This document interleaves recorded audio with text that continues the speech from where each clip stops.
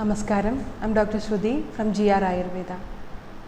ഇന്ന് നമ്മൾ സംസാരിക്കാൻ പോകുന്നത് വേനൽക്കാലത്തുണ്ടാകുന്ന ചൂടുകുരു അല്ലെങ്കിൽ ഹീറ്റ് റാഷസിനെ കുറിച്ചാണ്. ആദ്യമായി എങ്ങനെയാണ് ചൂടുകുരു ഉണ്ടാകുന്നത് എന്ന് നോക്കാം. നമ്മുടെ ശരീരത്തിലെ വിയർപ്പ് ഗ്രന്ഥികളിൽ നിന്നാണ് വിയർപ്പ് പുറത്തോട്ട് വരുന്നത്. ഈ വിയർപ്പ് ഗ്രന്ഥികൾ അടഞ്ഞു പോകുമ്പോൾ വിയർപ്പ് കെട്ടിക്കിടക്കുന്നു. ഇങ്ങനെയാണ് ചൂടുകുരു ഉണ്ടാകുന്നത്.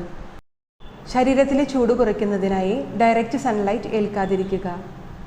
കോട്ടൺ ഡ്രസ്സുകളും അയഞ്ഞ ഡ്രസ്സുകളും ഉപയോഗിക്കുക. ധാരാളമായി ഫ്രൂട്ട്സും വെജിറ്റബിൾസും കഴിക്കുക. നന്നായി വെള്ളം കുടിക്കുക. ദിവസവും 2 നേരം പച്ചവെള്ളത്തിൽ കുളിക്കുക. ചൂടുകുരു മാറുന്നതിനുള്ള പ്രതിവിധികൾ എന്തൊക്കെയാണെന്ന് നോക്കാം. രാമച്ചം, ചന്ദനം എന്നിവ പച്ചവെള്ളത്തിൽ അരച്ച് ചൂടുകുരു ഉള്ള ഭാഗങ്ങളിൽ പുരട്ടുക.